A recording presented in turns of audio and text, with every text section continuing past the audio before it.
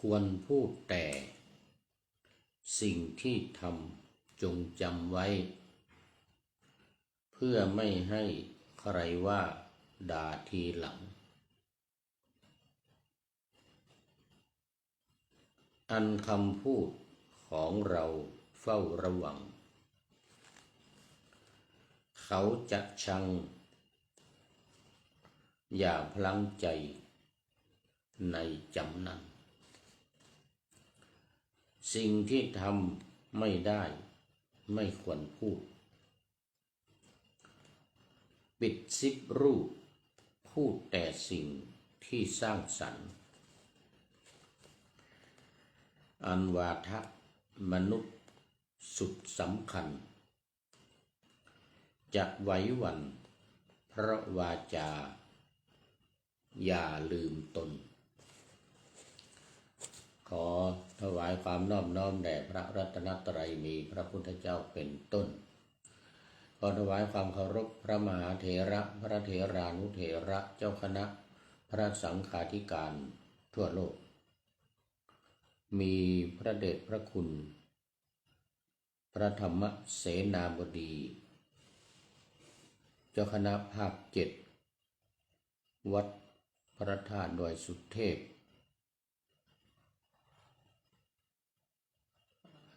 จังหวัดเชียงใหม่เป็นต้น และขออำนวยพรแด่ท่านผู้ฟังท่านผู้ชมสาธุชนพุทธบริษัททั้งหลาย มีครูยา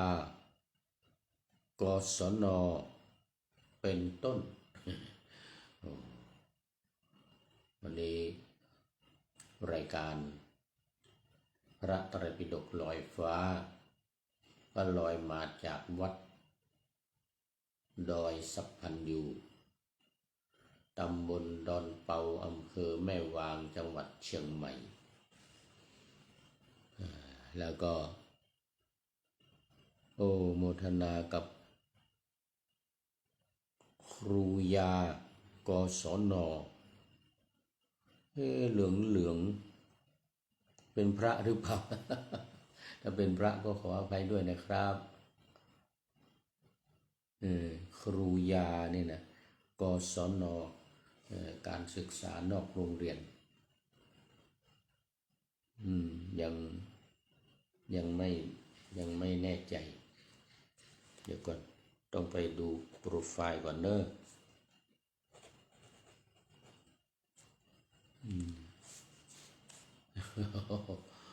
โมทนาเป็นอย่างยิ่งนี่ก็เข้ามาแต่หัวรุ่งเลยทีเดียว ป่าหน้าธรรมะยังไม่ทันเสร็จ ครูยาเข้ามาแล้วกราบนมัสการเจ้าผู้หญิงผู้หญิงโมทนาไม่ใช่พระเห็นสีเหลืองโมทนาเป็นอย่างยิ่งคุณโยมครูยากศนเป็นครูเป็นแม่พิมพ์ของชาตินะครูกศนนี่สมัยพูดถึงสมัยเป็นสามเณรสมัยเป็นสามเณรเคยไปเรียนอยู่เป็นนานมาแล้วแต่ไม่จบเนี่ยไปเรียนอยู่สักครึ่งปี มันเป็นเทอมนะรู้สึกว่ามันแต่ว่าไม่ได้จบทั้งหมดก็จบเป็นชั้นเหมือนกันนะกศนตอนนั้นรู้สึกจะเป็นระดับป.7 สมัยนั้นมันเป็นระบบ732ป.7 มศ.3แล้วก็มศ.5ไปเรียนตอนนั้นเป็นสามเณรวัดไปเรียนที่วั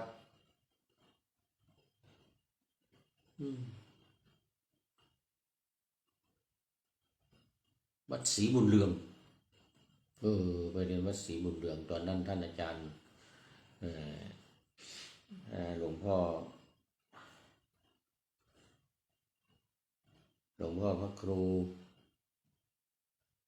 ลืมชื่อไปแล้วหลวงพ่อพันธุ์ชื่อพันธุ์นะท่านหลวงพ่อพระครูตอนนี้ท่านมรณภาพไปแล้ว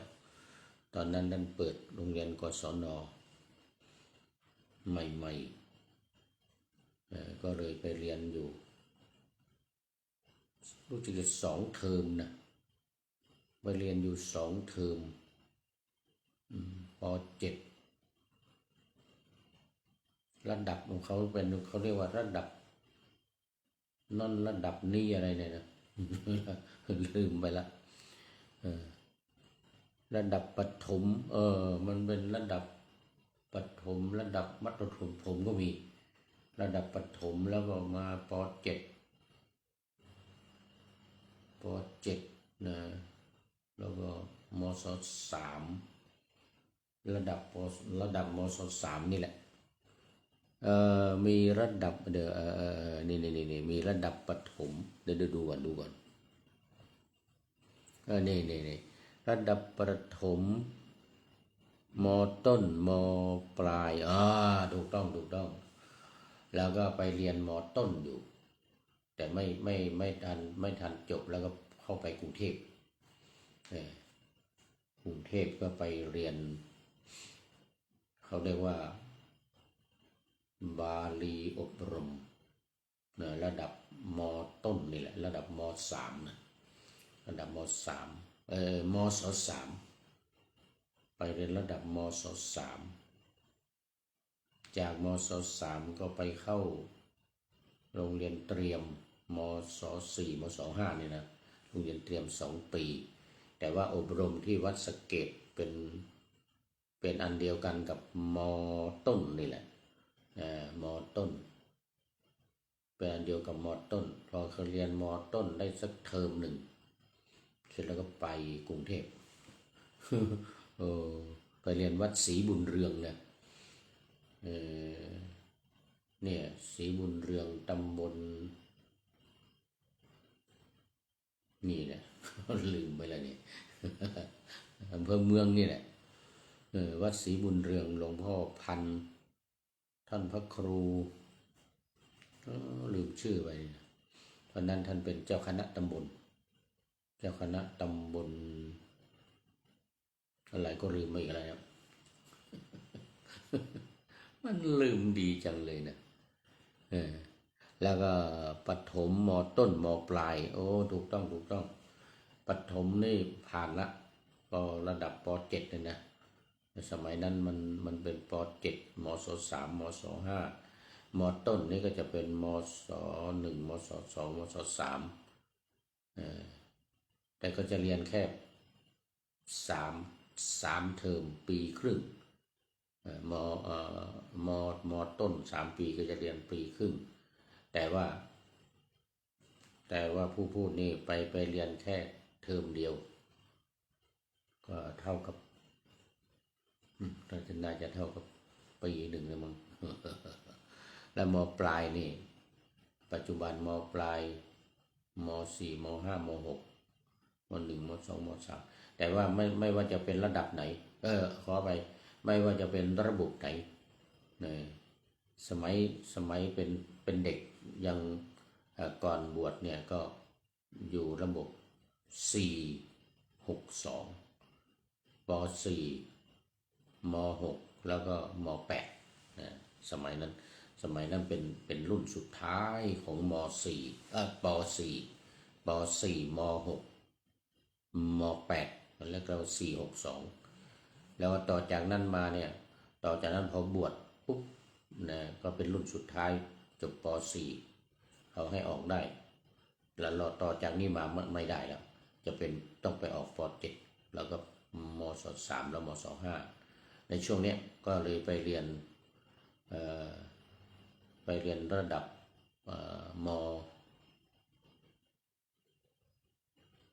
มต้นนี่แหละไปเรียนระดับมต้นนี่แหละเดี๋ยวก่อนมันเป็นระดับป.7อยู่นะเป็นระดับประถมอยู่ปีหนึ่งเทอมหนึ่ง6 เดือนเสร็จแล้วก็เข้าเนี่ยมต้นนี่อีก 6 เดือนสอบเสร็จเรียบร้อยแล้วเสร็จแล้วก็ไปกรุงเทพ โอ้นานมาแล้วเนี่ยมัน50 ปีมาแล้วเนี่ยมัน40บอก50 ปีมาแล้ว50 ปีมาแล้วตอนนั้นเป็นสามเณรอายุ1817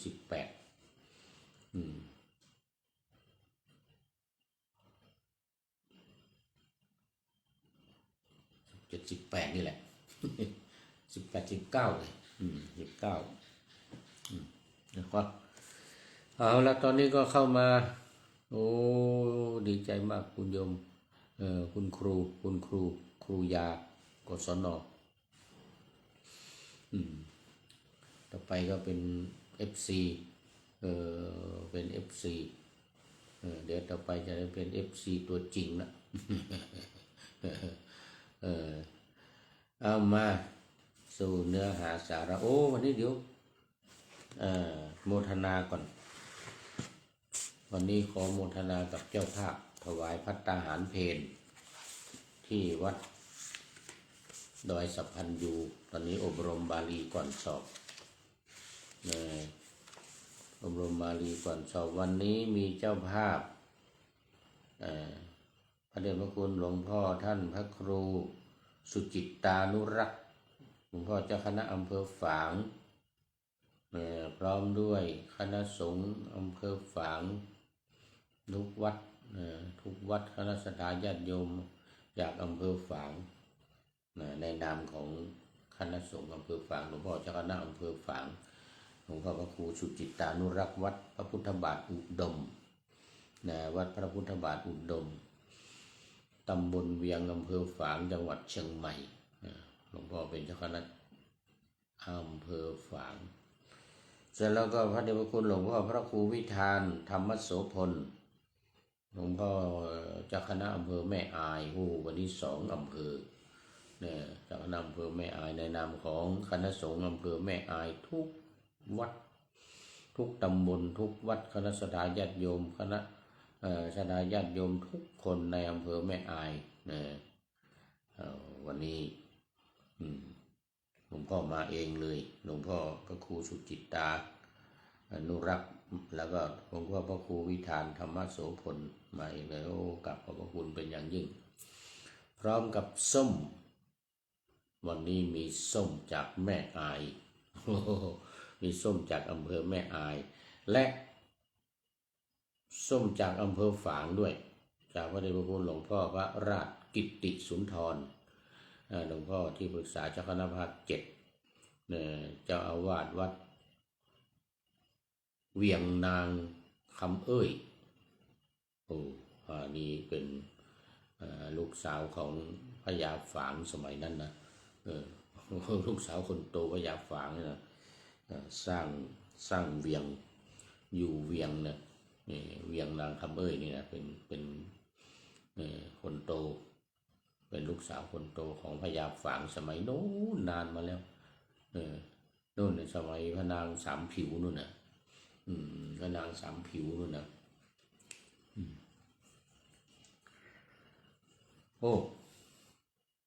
แล้วก็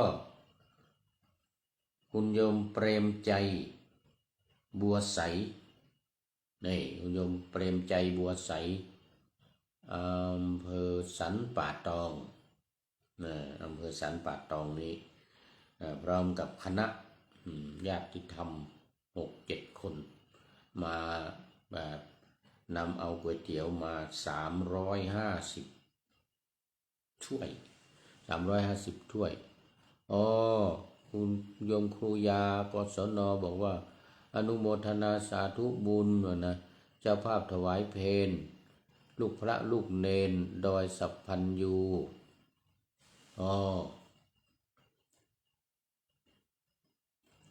โมทนาคุณโยมครูยาโมทนาสาธุบุญกับ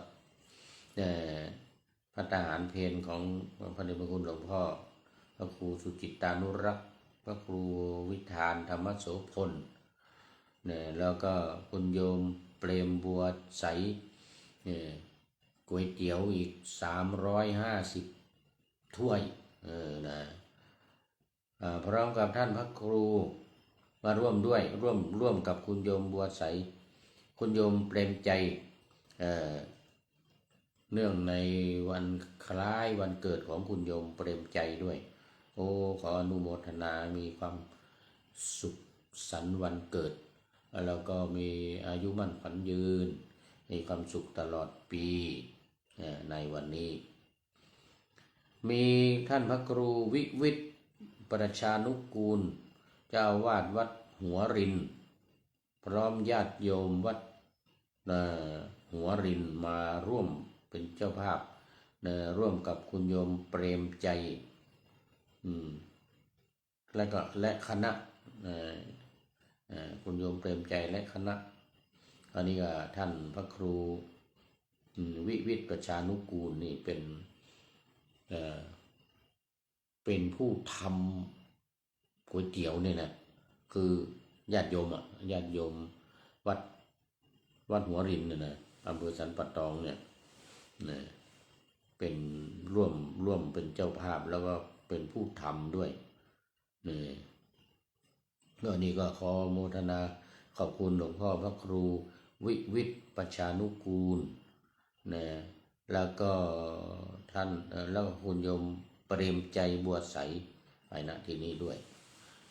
โมทนาเป็นอย่างเดียวคุณโยมคุณครูยา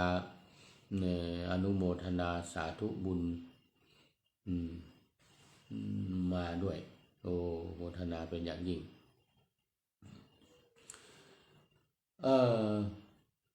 รู้สึกเคยเข้าชมโปรไฟล์Facebook ของคุณโยมของครูยากศน.นี่นะนานละหลายวันมาละได้เห็นได้เข้าชมรู้สึกจะมีรูปพระเดชพระคุณหลวงพ่อเจ้าคณะจังหวัดพระเดชพระคุณหลวงพ่อพระเทพมังคลาจารย์อยู่ด้วยใช่หรือเปล่าไม่แน่ใจ ไม่แน่ใจรู้สึกว่าจะเป็นครูยานะใช่หรือเปล่าครูยากศน.นะที่ถืออะไรเนี่ยมีรูปพระเดชพระคุณหลวงพ่อพระเทพมังคลาจารย์หลวงพ่อเจ้าคณะจังหวัดเชียงใหม่อยู่ด้วยนะท่านหรือไม่ใช่ก็ไม่แน่ใจนะหรือไม่ใช่ครูยานะไม่เป็นไรความจำมันไม่ดีโมทนาวันนี้จะผักอาหารเช้าเพลนแล้วก็ก๋วยเตี๋ยวน้ำปานะตอนเย็นด้วยแล้วก็หลวงพ่อเจ้าคุณพระราชกิตติสุนทรด้วยเป็นประธานโครงการอบรมบาลีก่อนสอบนี่แหละนี่ก็มีท่านเจ้าคุณราชรัชมุนีประเรียนธรรม9 ประโยคนี่นะวัดสวนดอกรองเจ้าคณะจังหวัดเชียงใหม่เป็นอาจารย์ใหญ่มา23 ปีแล้ว23 ปี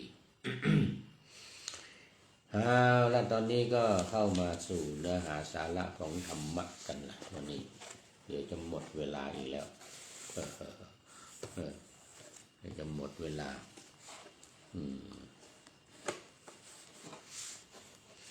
วันนี้ยังอยู่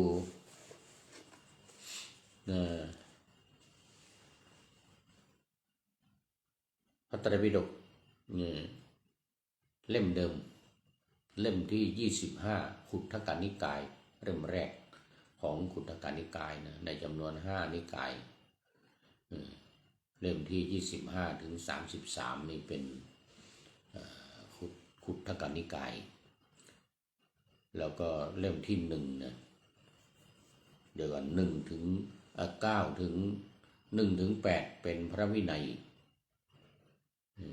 ปิฎก8 เล่มแล้วก็9 ถึง 11เป็นพระสูตรเริ่มพระสูตรทีฆนิกาย9 ถึง 11เล่มเสร็จแล้วก็เล่ม12 ถึง 14 3 เล่มเป็น มัชฌิมนิกายเล่ม15 ถึง 19 5 เล่มเป็นสังยุตตนิกายในการที่3ในการที่4ก็อังคุตรนิกายเล่มที่20 ถึง 24 5 เล่มเหมือนกันอังคุตรนิกายเสร็จแล้วก็เล่มที่25 ถึง 33 ขอไป9 เล่มเป็นขุททกนิกายเล่มที่34ไปถึง45 12 เล่มเป็นอภิธรรมปิฎกเป็นพระอภิธรรมตกลงก็พระวินัยพระสูตรพระอภิธรรมพระสูตรทั้งหมด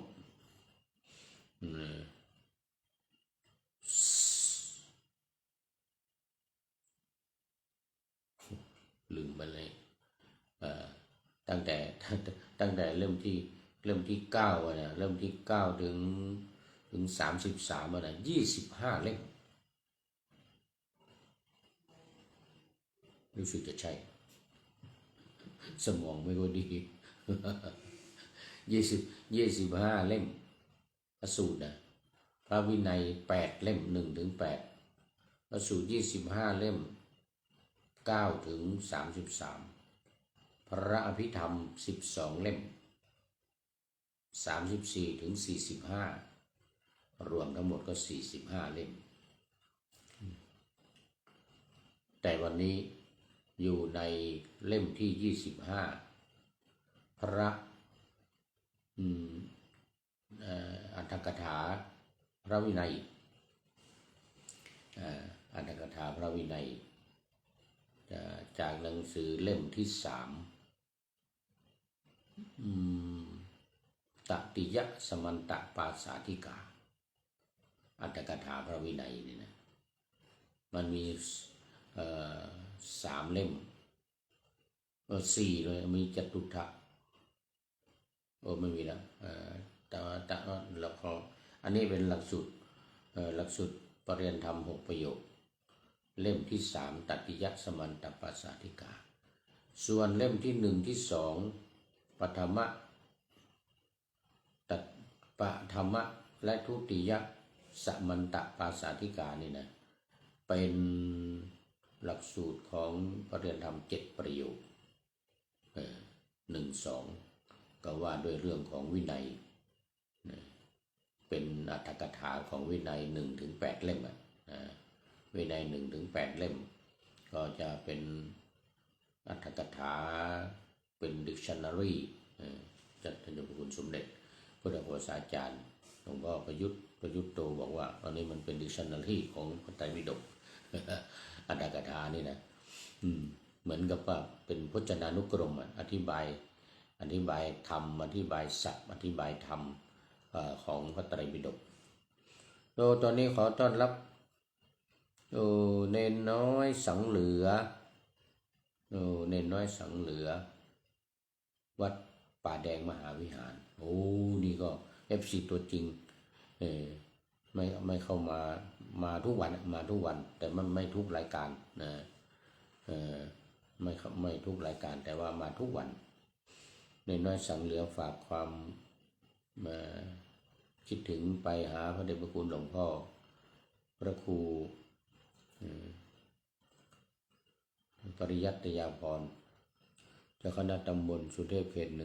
1รัตนเมธีใจยมงคลแก้วกว้างสลี4ปิงเมืองสาธุรัตนเมธีเนนน้อยสังเหลือบอกว่ากราบไหว้สาครับหลวงปู่ครับผมเหมือนกันนะขอบคุณมากครับขอบคุณมากขอบคุณมากไหว้สาธุอันนี้รัตนเมธีใจยมงคล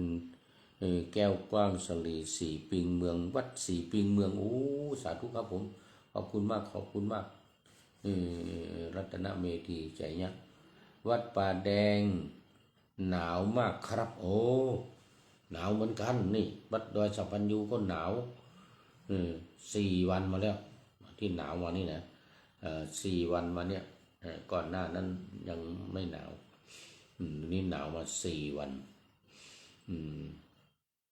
วันนี้วัดป่าแดงหนาวมากวันนี้ อยู่เชิงดอยสุเทพ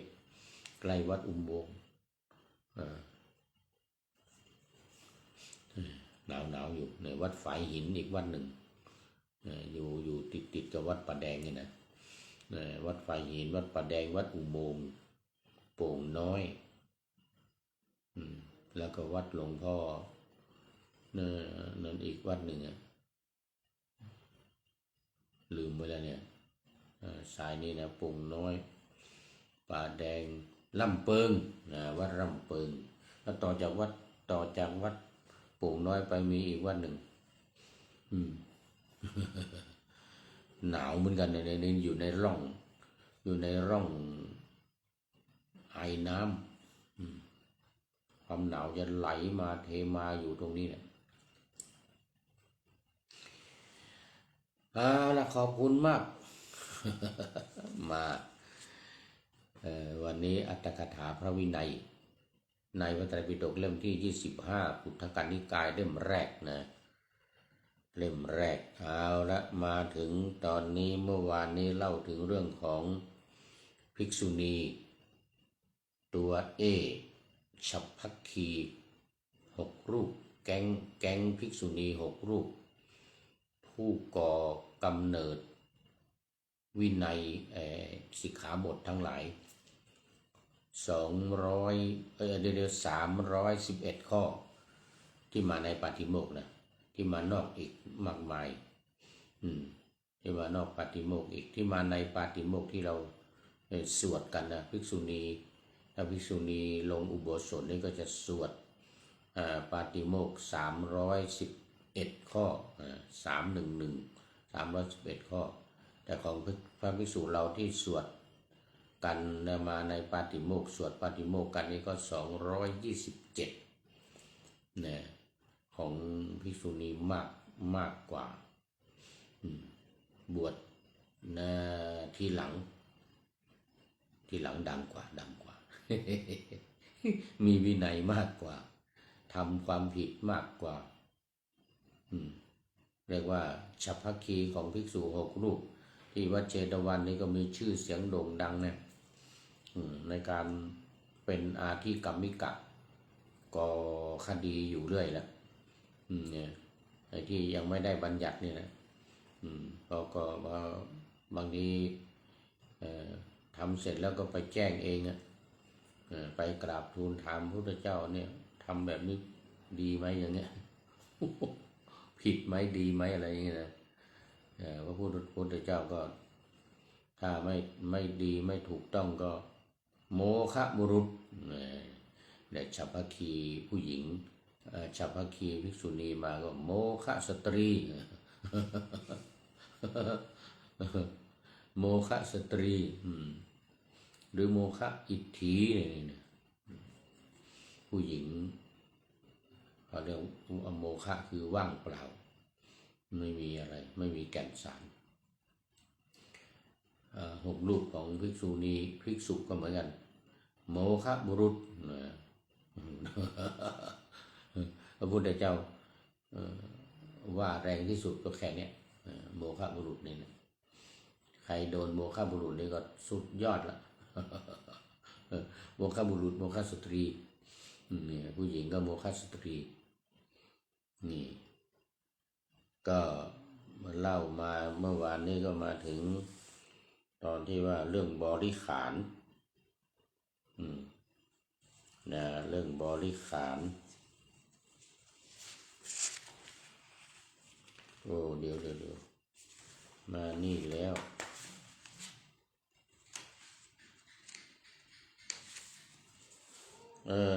เรื่องการอุปสมบทนะอุปสมบทด้วยทูตย่อมควรเพราะอันตรายอย่างใดอย่างหนึ่งบรรดาอันตราย10อย่างในเวลาจบกรรมวาจาวะนะภิกษุณีนั้นจะยืนหรือนั่งอยู่ก็ตามตื่นอยู่ก็ตามหลับอยู่ก็ตามในสำนักภิกษุณีเธอย่อมเป็นผู้อุปสมบทแล้วแท้ในทันทีนั้นภิกษุสงฆ์พึงบอกส่วนแห่งวันมีคำว่าเงาเป็นต้น แก่ภิกษุณีทูตผู้มาแล้วอันนี้เมื่อวานมาถึงตรงนี้ก็อยู่ในสมันตปาสาธิกาหลักสูตรของปรริยนธรรม6ประโยคหน้า454ถึง454ว่าด้วยโรงเก็บของเป็นต้นบทว่าสุทโธสิโตได้แก่โรงเก็บของนักสมติได้แก่ไม่พออุปสยังได้แก่เรือนนวกรรมมังมีความว่าเราอนุญาตให้ภิกษุณีทำการสร้างใหม่เพื่อประโยชน์แก่สงฆ์นี่หมายถึงว่าสร้างกุฏิสร้างที่อยู่สร้างเรือนสร้างกุฏิสร้างที่อยู่สองบทว่าตัดสาปพชิตายะได้แก่ในเวลาที่หญิงนั้นบวชแล้วตัดสาปพชิตายะยาวโสธารโกวิอุญญูตังปาปุนาติมีความว่าเราอนุญาตให้เลี้ยงดูจนกว่าทารกนั้นจะสามารถขบเคี้ยวบริโภคและ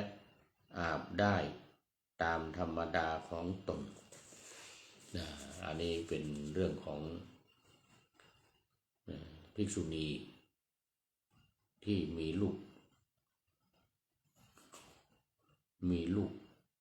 มันมีตั้งท้อง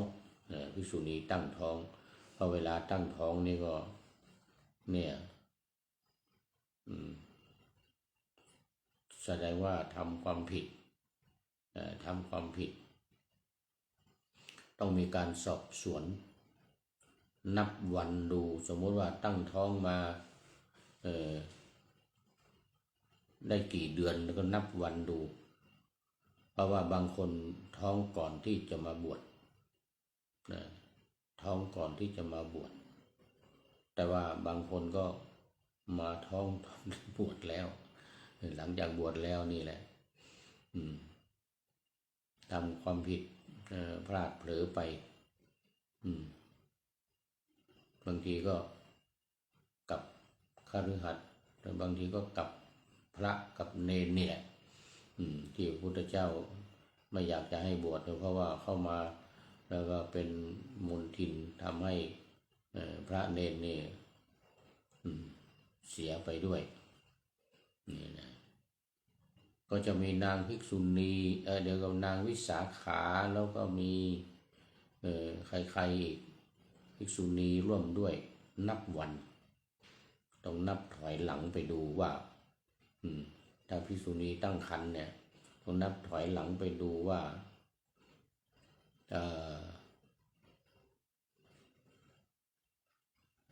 กี่เดือนถ้าเกินสมมติว่าเธอบวชมา5 เดือนอย่างนี้นะบวชมา5 เดือนหรือบวชมา3 เดือนก็ตามแล้วก็ดูเขาจะมาตรวจครรภ์มาดูนับถอยหลังดูไว้ว่าเด็กในครรภ์เนี่ยปฏิสนธิหรือว่าก่อกำเนิดมาเนี่ยนะตั้งแต่เป็นเขาเรียกกาลละเป็นกาลละหลังจากที่มีการผสมกันระหว่างรังไข่ของผู้หญิงกับตัวสเปิร์มมาตัวชัวเลยคืออสุจิหรือสุกะเขาเรียกสุกะของผู้ชาย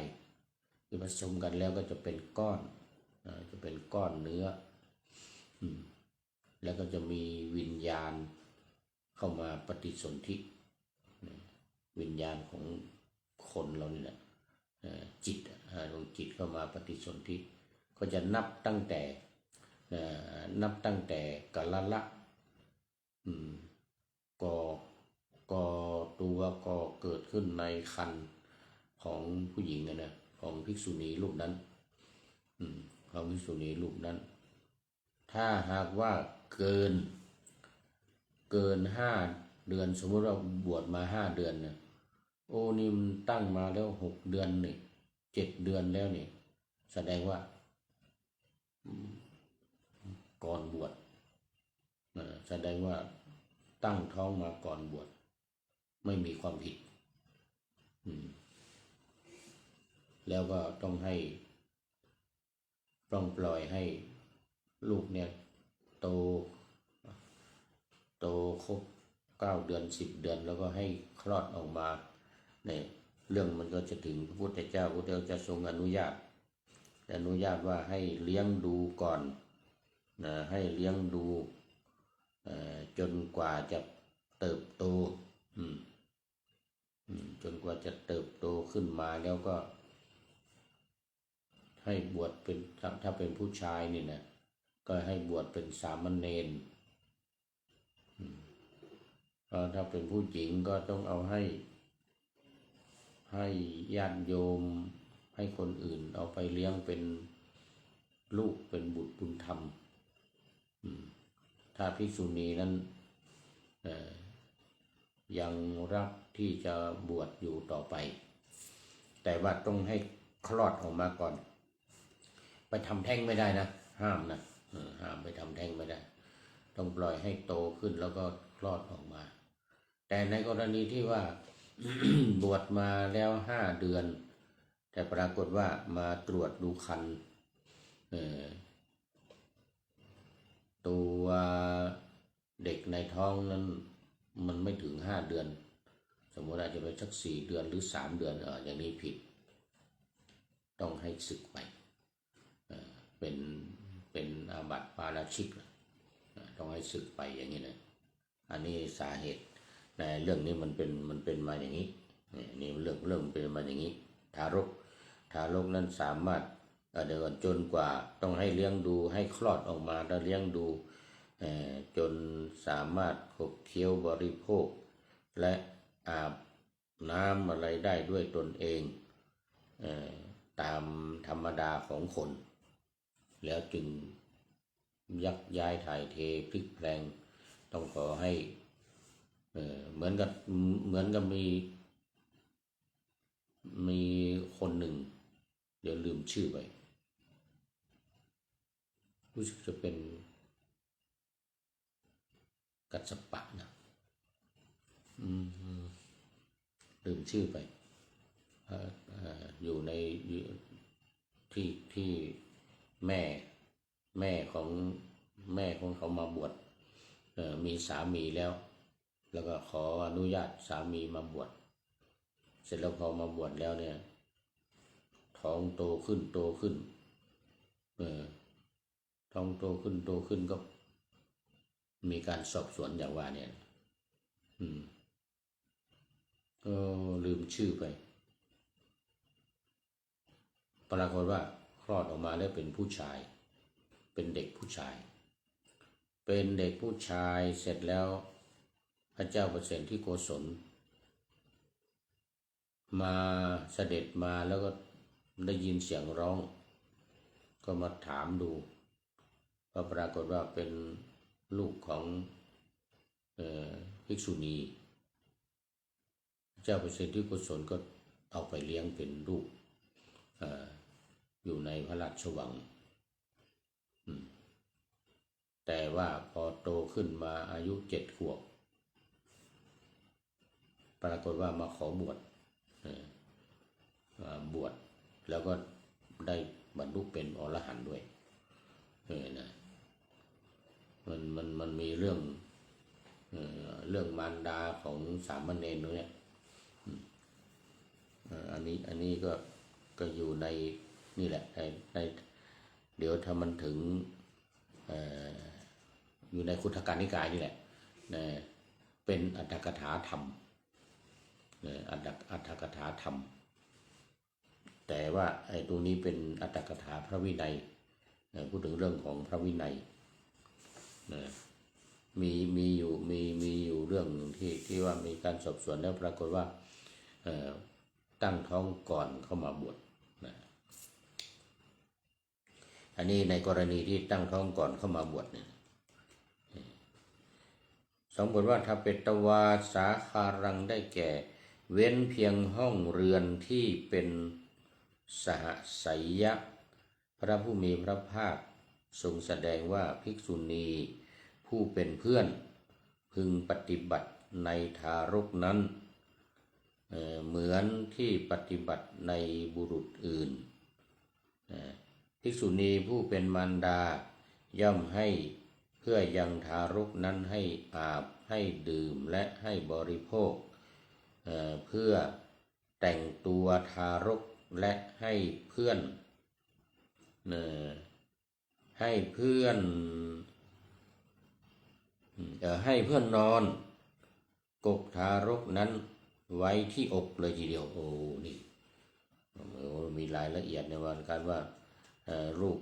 ภิกษุณีลูกที่เกิดมาแล้วเนี่ยต้องค่อยให้ดูแลคอยดูแลให้ข้าวปลาอาหารให้กินอะไรดูเหมือนกับอยู่บ้านเหมือนกับอยู่บ้านเหมือนกับอยู่กับสามีเหมือนกับอยู่กับลูกที่บ้านเลยทีเดียวเหมือนเดียวกันต้องให้ดูแลเด็กจนกว่าจะบริโภคได้ด้วยตนเองเรียกว่าปล่อยไปได้ปล่อยไปได้แล้วก็จึงให้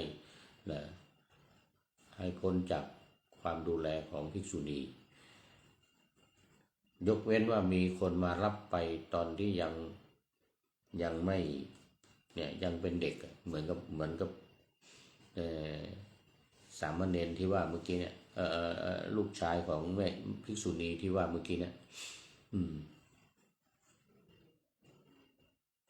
ลืมชื่อไปยังไม่จำเนี่ยนะกัสสปะหรือเปล่าสักอย่างหนึ่งเนี่ย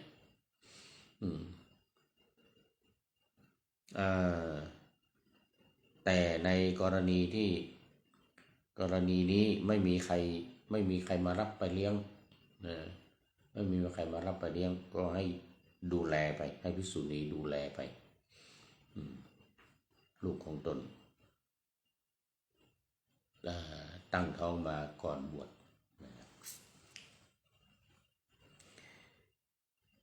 ว่าด้วยการลาสิกขาเป็นต้นต้องดูเวลา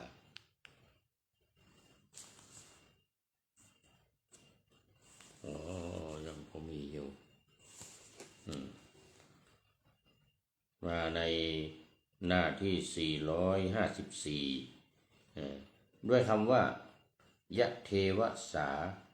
วิพันตาพระผู้มีพระภาคทรงแสดงว่าเพราะภิกษุณีนั้นสึกแล้วนุ่งผ้าขาวด้วยความยินดีพอใจของตนฉะนั้นแลเธอจึงมิใช่ภิกษุณีเธอมิใช่ภิกษุณีเพราะการลาสิกขาหาไม่ได้เธอย่อมไม่ได้อุปสมบทอีกอันนี้ภิกษุณีที่ลาสิกขาไปไม่ว่าจะด้วยความพอใจของตัวเองหรือมีความผิดก็ตามนะยิ่งมีความผิดเป็นอาบัติปาราชิกนี่ก็ยิ่งจะบวชไม่ได้แต่ในกรณีนี้ที่ว่าลาสิกขาไปเองด้วยความยินดีด้วยความพอใจของตนเธอจึงมิใช่ภิกษุณีเธอมิใช่ภิกษุณีเพราะการลาสิกขาหาไม่ได้แต่ว่าการนุ่งขาวการแต่งตัวการห่มผ้าขาวของเธอถือว่าไม่ใช่ภิกษุณีแล้วจะลาสิกขาหรือไม่ลาสิกขาก็ตามก็ถือว่าผิดกฎปาราชิกของภิกษุณีละไม่ใช่ภิกษุไม่ใช่ภิกษุณีเลย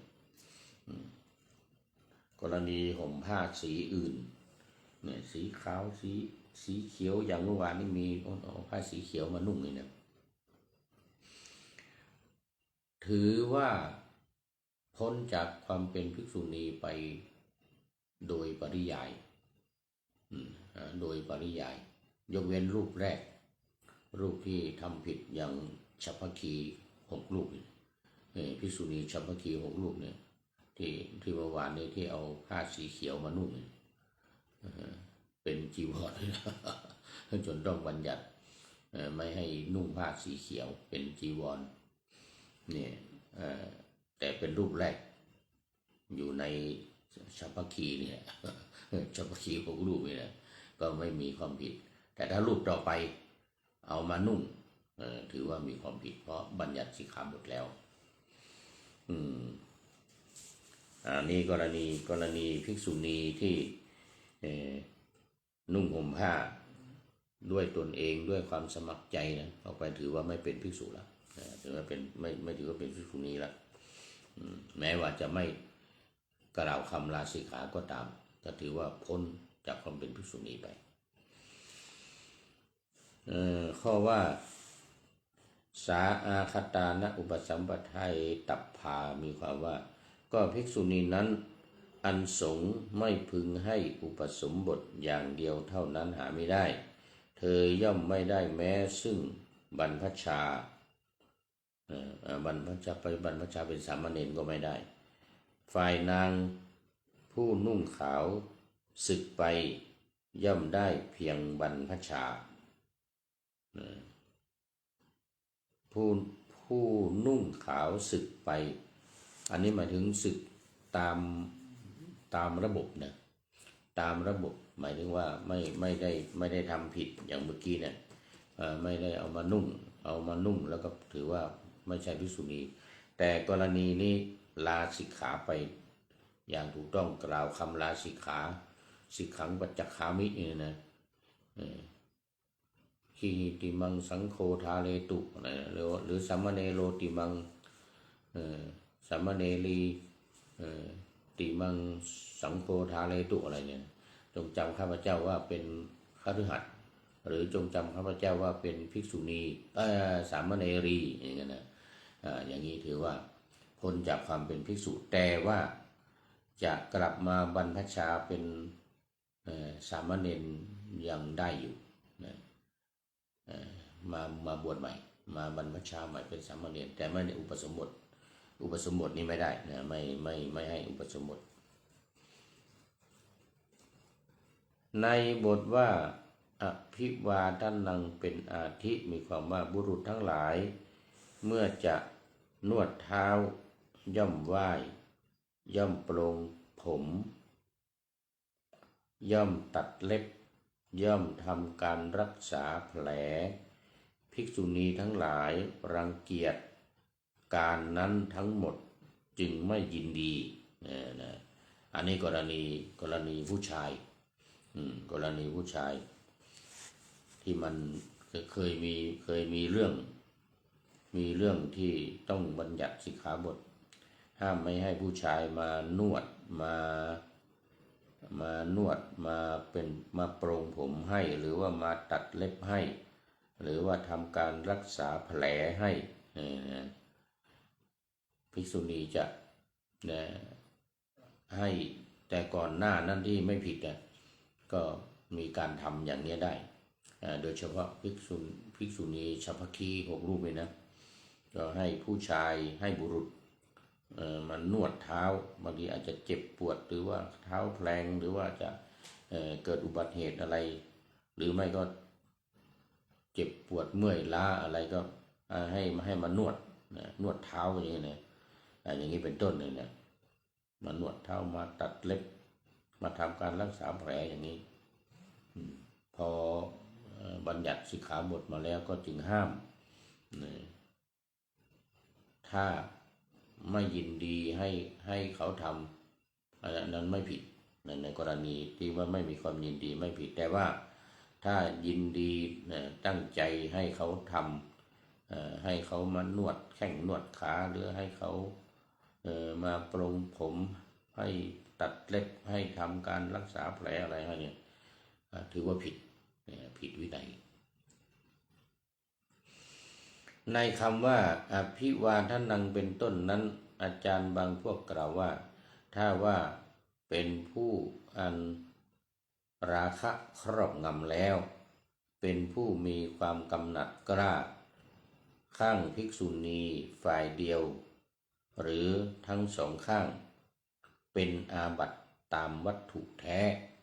นี่หมายถึงว่าถ้ามีความใคร่นะมีราคะมีความใคร่ครอบงำมีเขาเรียกว่ามีความกำหนัดนะมีความกำหนัดในกรณีนี้ถือว่าผิดเป็นอาบัติถือว่าผิดเป็นอาบัติหนักเบาตามโทษที่ได้วางไว้พระอาจารย์พวกหนึ่งกล่าวว่าในการไหว้เป็นต้นนี้ไม่เป็นอาบัติพระอัฏฐกถาจารย์ทั้งหลายแสดงอาจาริยวาทอย่างนี้กล่าวไว้ในอัฏฐกถาว่าการไหว้เป็นต้นนี้พระผู้มีพระภาคทรงอนุญาตจำเพาะแก่ภิกษุณีทั้งหลายจึงสมควรคำแห่งอัฏฐกถานั้นเป็นประมาณเพราะว่าการที่บุรุษทั้งหลายไหว้เป็นต้น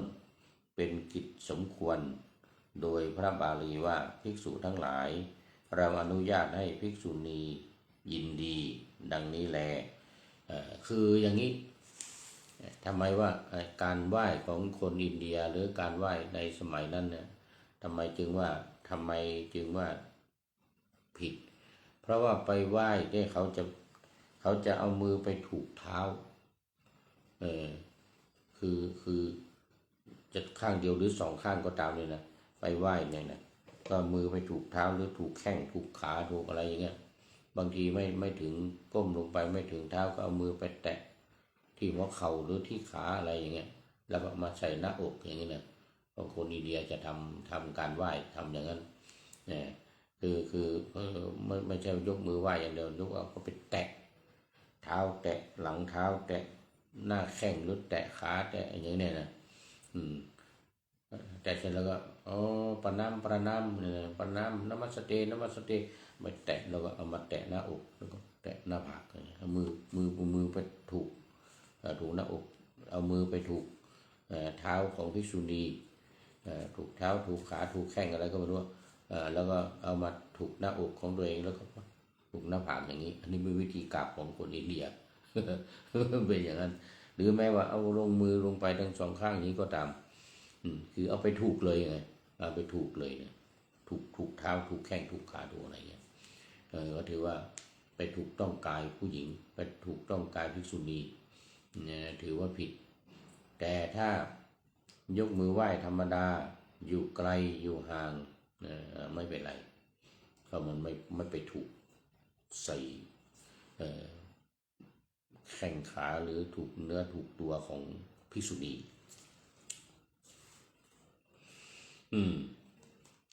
ถ้าอย่างนั้นถ้าแต่ในกรณีที่พระพุทธองค์ทรงอนุญาต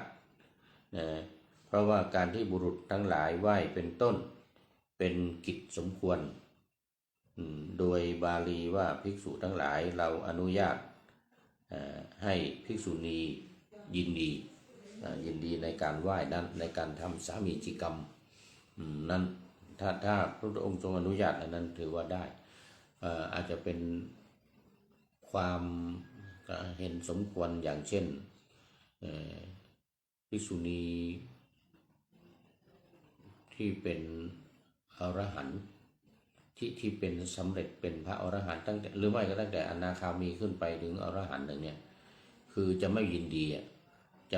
ดีในการถูกการที่เขามีคนมาไหว้มาประนามนมัสเตแล้วเอามือมาถูกอะไรเนี่ยไม่ยินดีเนี่ยอย่างนี้พุทธองค์จะทรงอนุญาตให้พุทธองค์จะทรงทราบว่าภิกษุณีรูปนี้เป็นอรหันต์หรือเปล่าเป็นพระอรหันต์หรือเปล่าอย่างนี้นะแล้วดูไปดูมาหมดเวลา เดี๋ยวก่อนมาถึงยินดีนะเอาไว้แค่นี้ก่อนหมดแล้วนี่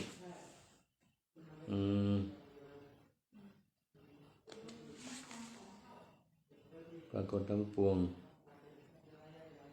ในหลุมไม่เห็นพันนั่นก็ควรอันนี้เรื่องถ่ายอุจจาระขุดหลุมถ่ายอุจจาระเพียงแต่ไม้เรียบข้างบนเท่านั้นอันนี้เรื่องท้าวเวชจกุฎีเวชจกุฎีการถ่ายอุจจาระในหลุมแม้เห็นปานนั้นก็ควร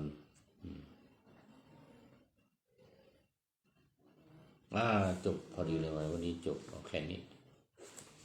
วันต่อไปจะได้ขึ้นเรื่องใหม่ขึ้นเรื่องมันก็ค่อยมาทบทวนอีกนิดหน่อยว่าละตอนนี้ก็เน้นน้อยสังเหลือวัดป่าแดงหนาวมากเป็นท่านสุดท้ายในวันนี้แล้วก็รัตนเมธีชัยมงคลแก้วกว้างสลีสี่ปิงเมืองสาธุโมทนาขอบคุณมากนะกับทุกท่านที่เข้ามาแล้วและที่ผ่านไปแล้วด้วยนี่ก็มาดูสุดท้ายข้อคิดท้ายรายการวันนี้ได้จากไดอารี่สีน้ำเงินมาหลายมาเยอะแล้วไดอารี่สีน้ำเงินโมทนาบอกว่านะควรพูดแต่สิ่งที่ทำจงจำไว้เพื่อไม่ให้ใครว่าด่าทีหลังมันมักจะมีคนด่านะมีแต่พูดทำไม่ได้อะไรอย่างเงี้ยนะถ้าอยากให้ดีแล้วก็พูดในสิ่งที่ทำแล้วหรือทำได้นะอันคำพูดของเราเฝ้าระวังเขาจะชังอย่าพลั้งใจ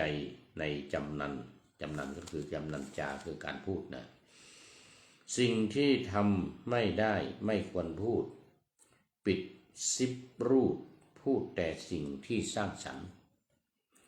อันวาทะมนุษย์สุดสำคัญจะไว้วันเพราะวาจาอย่าลืมตนละตอนนี้ก็ขอบคุณไดอารี่สีน้ำเงินไว้อีกครั้งหนึ่งขอ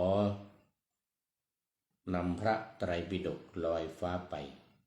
จากผู้ฟังทั้งหลายในโลกล่าวันต่อไปจะได้จรย้อนกลับมาสู่สถานีใหม่ให้ท่านฟังอย่าลืมเปิดวิทยุหรือเครื่องรับโทรศัพท์โมบายคอมพิวเตอร์ผัง YouTube เฟซเพจไลน์ให้ดังๆเพื่อชมฟังรายการวันต่อไปขอทุกท่านมีความสุขทุกคืนวันนำธรรมะประกอบการงานทั้งหลายเช่นขยันทำงานทางวาจากายใจขวนขวายกิจการงานนานาบำเพ็ญสาธารณประโยชน์เว้นสิ่งที่มีโทษโหดยั่งสาประกอบแต่กรรมดีมีราคาแสวงหาเงินทองครองใจคนเสียสละพลทรัพย์นับมากน้อยไม่ให้ล้านก็ให้ร้อยไม่ด้อยผลเอื้อคนรวยช่วยคนยากฝากคนจนให้ทุกคนเท่ากันมาตรฐานเดียวขอเจริญพร